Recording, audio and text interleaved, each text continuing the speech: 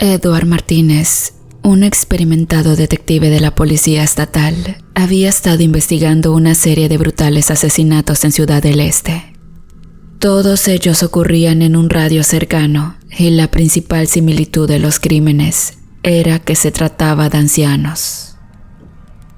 La modalidad del asesino parecía tener un mismo patrón, puesto que las víctimas aparecían estranguladas y con un ojo menos en su rostro, lo que convertía sus decesos en sangrientas escenas.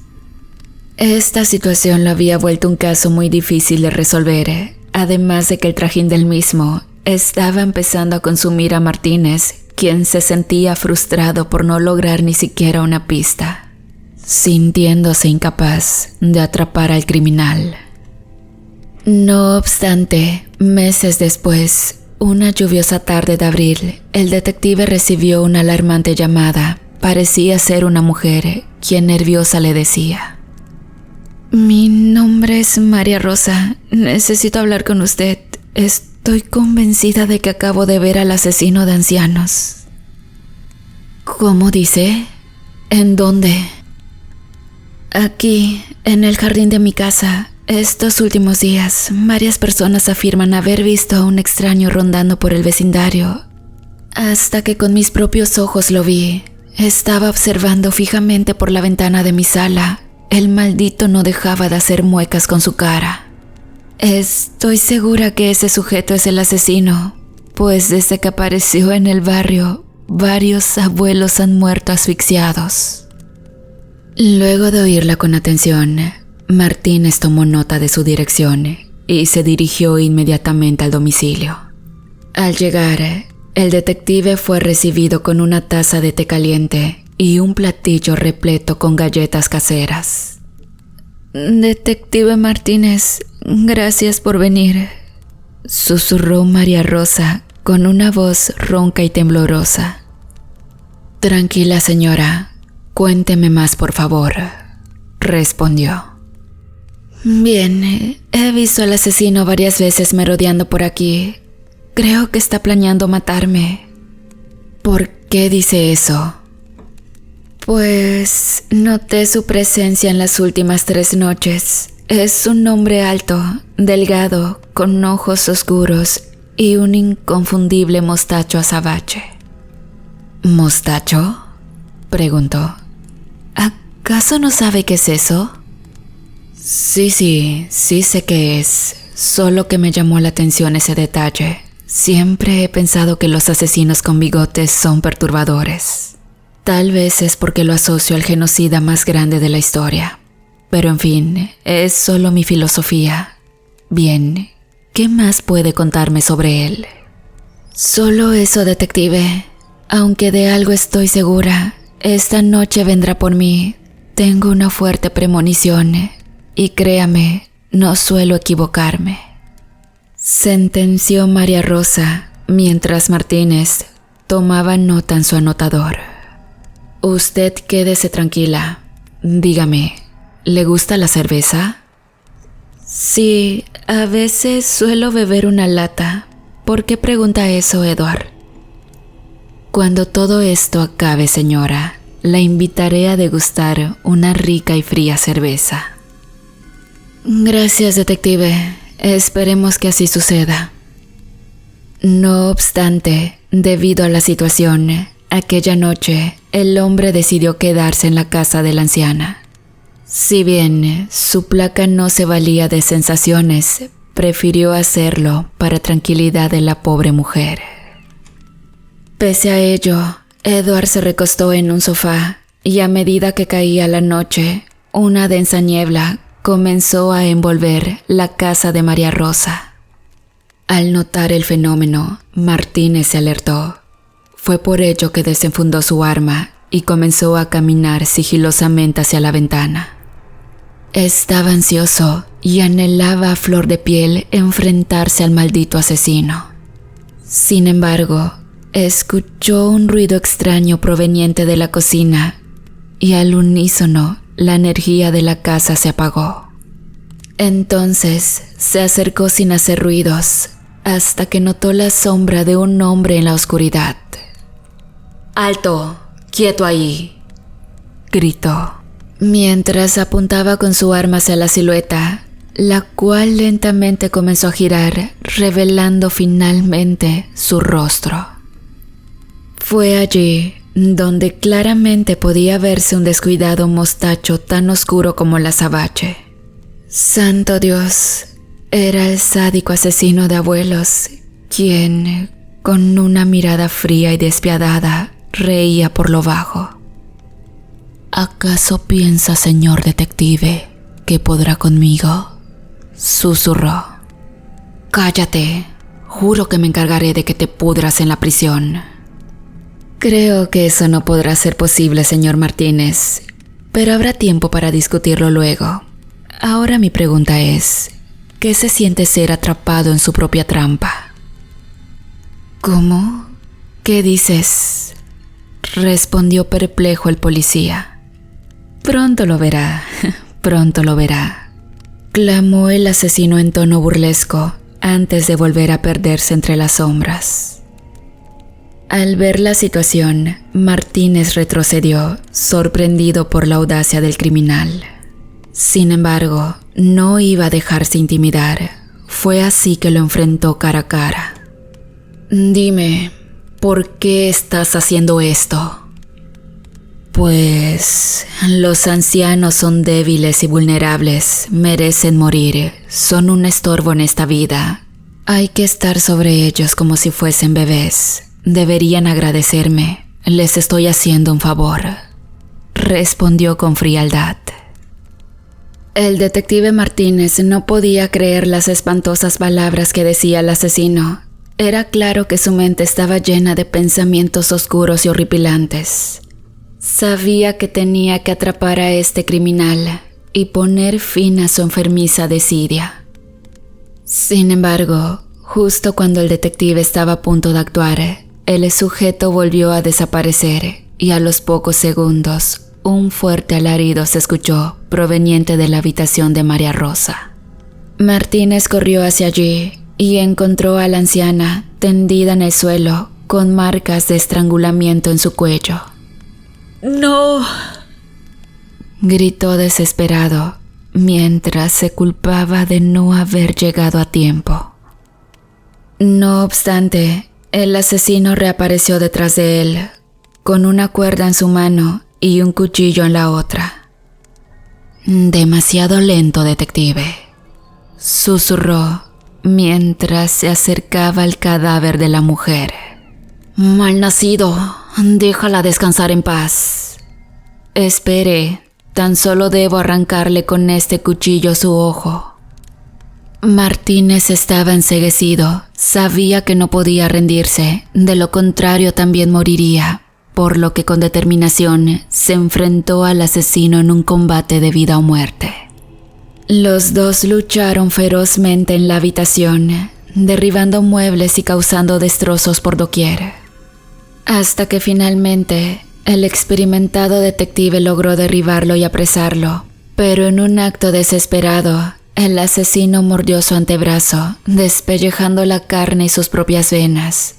En pocos segundos, yacía moribundo, tendido en la habitación.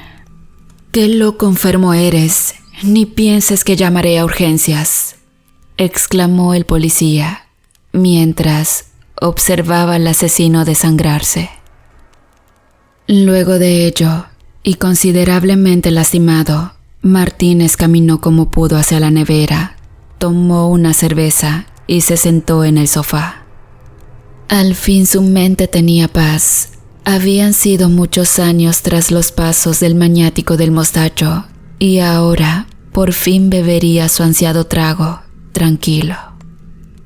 Esto es por ti, querida María Rosa, clamó ferviente mientras elevaba con su mano la lata de cerveza. Esa noche, mientras veía morir al parásito que le había quitado la vida a tantos ancianos, empezó a reflexionar sobre los horrores que había presenciado. Sabía que nunca podría olvidar la mirada fría y despiadada del asesino. Sin embargo, también tenía claro que había hecho justicia por proteger a los más vulnerables. Entonces, luego de beber el último sorbo, suspiró con alivio y se recostó en el sofá de María Rosa. Estaba agotado, pero en paz de que la pesadilla había terminado.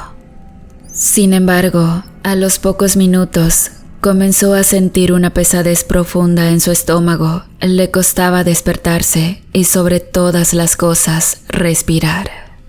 Luego, su mirada parecía perder estabilidad. ¿Qué demonios sucedía? Finalmente, antes de desvanecerse, Martínez alcanza a distinguir una voz ronca en la lejanía. Estaba muy fría y deliciosa, ¿no? Te mentí. Soy muy vieja para beber cerveza, detective. Se la dejé exclusivamente para usted. ¿Acaso creyó que el mostachón asesinaba a los ancianos? Me extraña, Martínez. Tan capaz que es, ¿cómo no se va a dar cuenta? Luego de ello, los ojos del detective Martínez se apagaron lentamente para nunca más volver a abrirse. A las semanas, salía la noticia de que habían hallado el cuerpo putrefacto de un policía en el sofá de una vieja casa, el cual tenía claros indicios de haber sido envenenado. En el allanamiento, encontraron además un frasco repleto con ojos humanos, todos hechos de diferentes ancianos asesinados el último año. Cuando las investigaciones ahondaron más en el tema, afirmaron que la vivienda pertenecía a María Rosa Arias y a su sobrino Epifanio, dos de los asesinos seriales más buscados en tierras paraguayas. Hola comunidad, espero que les haya gustado mucho esta primera historia y ahora les quiero contar un segundo relato. Espero que lo disfruten de igual manera. ¿Cómo olvidar el sofocante calor que hacía aquel 8 de enero de 2017? Otra jornada tan monótona como solía tener cada verano en el barrio. Recuerdo que me encontraba sentado, degustando una gaseosa barata que me había obsequiado mi amigo Julián, mientras observaba cómo el reflejo del sol se perdía en la vieja piscina, pues así pasaba cada tarde de mis vacaciones en la pileta del club. Sin embargo, aquel martes no se trataba de una fecha más, pues cumplía años mi amigo Federico, por lo que en la noche nos íbamos a reunir en su residencia para el festejo. Y bueno, fue así que cerca de las 8:30 tomé mi bicicleta y comencé a pedalear en dirección al norte. Debía ir con cuidado, pues era zona de ruta nacional y si bien su casa estaba a 2 kilómetros de distancia, no dejaba de ser peligroso. No obstante, me dirigía con calma, escuchando el canto de las cigarras y recibiendo una suave brisa en mi rostro. Todo parecía marchar tranquilo, hasta que de pronto percibí una extraña figura frente a mis ojos. Se asemejaba a una sombra, una muy grande y alargada. En primer momento y como un acto de reflejo, intenté esquivar la silueta, pensando que podría tratarse de una persona. Es que por ese tramo de la ruta no había mucha iluminación. Sin embargo, tuve tanta mala fortuna que al hacerlo, golpeó la rueda contra la raíz de un árbol, cayendo bruscamente contra la cinta asfáltica. Me tomó algunos segundos reponerme a semejante caída, mientras trataba de encontrar al dueño de aquella sombra que por poco había esquivado. Sin embargo, no había nadie. Qué raro, pensé, mientras subía mi bicicleta para continuar viaje, pero al intentar marchar noté que la rueda delantera estaba desinflada. No obstante, a pesar del imprevisto, continué caminando con mi bicicleta hacia la fiesta de Federico. Al arribar, noté a muchos de mis amigos jugando fútbol, otros refrescándose en una pileta de lona y al cumpleañero repartiendo cartas para un chinchón. «Jorge, ¿qué te pasó?», murmuró al verme entrar. «Nada que no me haya pasado, Fede. Me caí por esquivar a un tipejo». Eso te pasa por borracho. Sí, cómo no, me la pasé así toda la tarde, pero me imagino que mi mejor amigo me preparó algo como recibimiento, ¿no? Obvio, pero ya lo tomé. ¿Quién te mandó a caerte?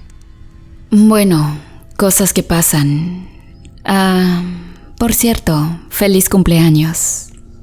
Gracias. Pensé que del golpe te habías olvidado. Jamás, amigo. ¿Cómo crees? Te debo tu regalo.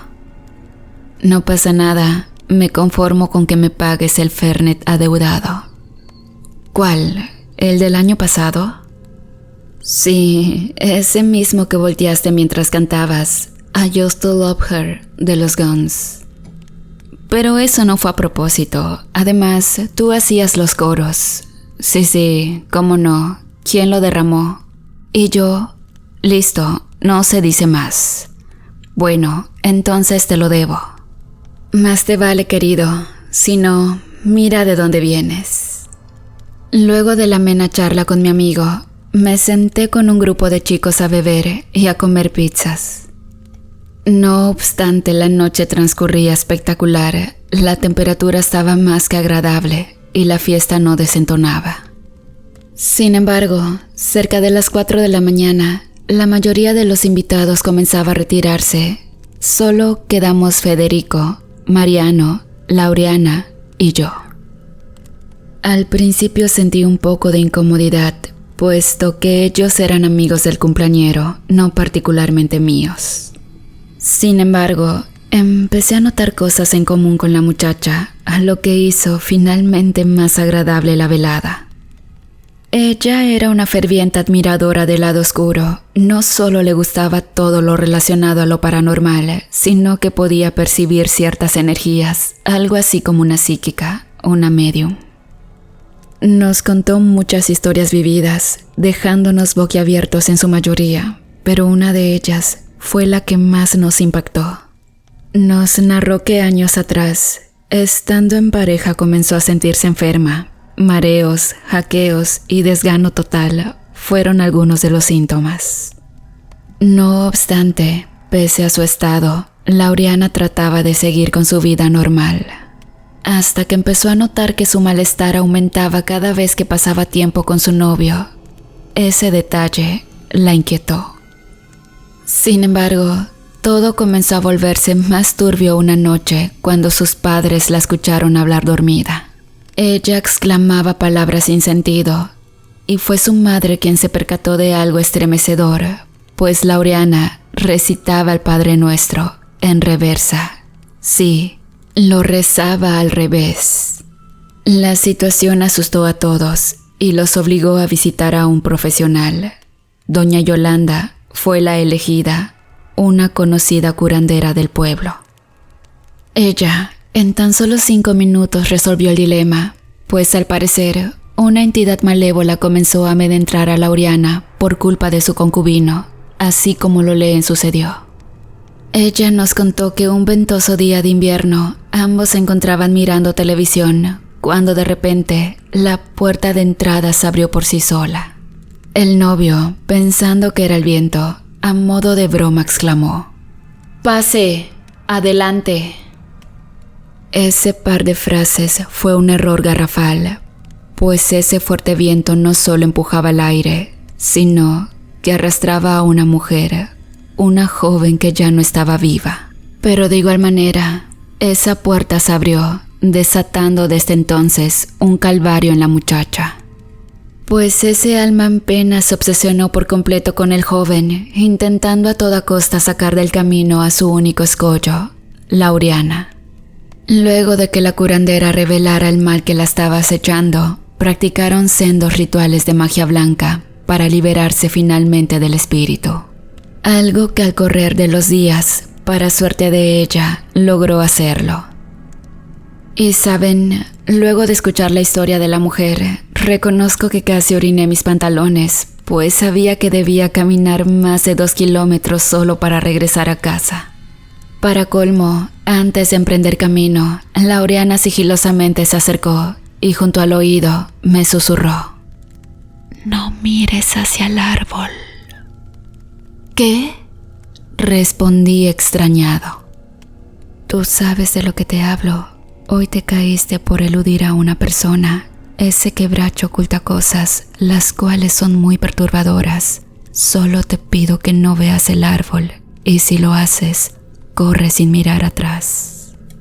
Luego de oírla, quedé pensativo, bastante asustado, aunque conociendo a Federico, imaginé que podría ser alguna de sus bromas, puesto que solo él sabía de mi incidente. Sin embargo, dejé la bicicleta en su casa y emprendí mi viaje a destino. Al principio lo hacía tranquilo, ya que la claridad del amanecer tornaba armonioso el camino, pero cada vez que me acercaba al maldito quebracho, mi mente se llenaba de dudas. ¿Será cierto la advertencia de Laureana? ¿Qué pasará si realmente lo miro? Pensaba como loco. Pese a mi incertidumbre, preferí cambiarme de senda para así pasar lejos del sitio. De todas formas no pude con mi genio, pues cuando empezaba a sobrepasar el añoso quebracho, mi mirada se desvió hacia su corteza y lo que vi no tenía explicación. Logré divisar a un hombre quien se encontraba parado de frente al tronco. Parecía estar orinando. Y bueno, no me pareció nada fuera de lo común. Sucedió que lo aterrador fue notar que del otro extremo del árbol podía verse la cabeza de otro tipejo, el cual no dejaba de observarme. Allí fue cuando pude percatarme de que no solo me miraba, sino que sonreía a carcajadas, las cuales, desde mi distancia, podía escuchar. Entonces, a esa altura comencé a acelerar mis pasos. Pensé que se trataba de un par de locos, pero no me arriesgaría a averiguarlo. Sin embargo, no tuve mejor idea que dirigir mi vista hacia atrás. Y créanme, allí fue realmente cuando el terror se adueñó de mi ser. Pues de lo que fueron testigos mis ojos en aquel amanecer, jamás lo olvidaré. Es que no sé cómo explicarlo. El sujeto corría detrás de mí, esbozando tétricas carcajadas. Pero lo traumático no fue eso, sino ver su largo cuello balancearse de un lado a otro por el aire. Así como lo escuchan, esa cosa no era humana. Tampoco se trataba de dos tipos, sino de una colosal bestia que corría desenfrenada tras mis pasos. No recuerdo nunca en mi vida huir con tanta desesperación, puesto que crucé campos, tomé atajos, salté mediaderas para que en minutos llegara a casa. Aunque lo más aterrador fue ver que esa maldita aberración me había seguido hasta ella, pues pude verla parada en la esquina ni bien traspasé la puerta. No obstante, me escabullí por el pasillo y me encerré en mi habitación. Vestido como estaba, me recosté en mi cama, cubriéndome con las mantas hasta la cabeza. Sin embargo, podía oír pasos extraños que provenían desde afuera, justo del lado de mi ventana. También escuché un espeluznante jadeo. Estaba convencido que esa cosa me amedrentaba desde el otro lado. La cuestión es que los estremecedores ruidos se mantuvieron de esa forma por varios minutos. Luego, simplemente desaparecieron. Pese al terror vivido, sin darme cuenta logré dormirme, y ese mismo mediodía fue mi madre quien, bastante molesta, a los gritos me despertó. Jorge, levántate. ¿Otra vez llegaste ebrio a la casa? ¿Qué? ¿Qué dices? Exclamé exaltado. Sí, mira lo que hiciste a la pared. Al levantarme, y sin entender en demasía la situación, me dirigí hacia el lateral de mi casa, y allí claramente observé algo escrito sobre la pared. La próxima vez, hazle caso a tus amigos y no mires hacia el árbol de los ahorcados. Sinceramente quedé petrificado al ver semejante escritura, principalmente al notar que el tinte del mensaje parecía estar hecho con sangre fresca. Aunque más anonadado me sentí al enterarme que en ese tétrico y añoso quebracho cientos de personas habían dado su último aliento. Pero ¿y la extraña aparición? Nunca supe qué podría ser. Pero según Laureana, posiblemente se trataba de la ramificación de aquellas corrompidas almas, todas ellas personificadas en ese horripilante ser de cuello largo y encorvado. En fin, la única certeza que llegué a comprender fue la de nunca jamás volver a caminar frente al diabólico árbol de los ahorcados.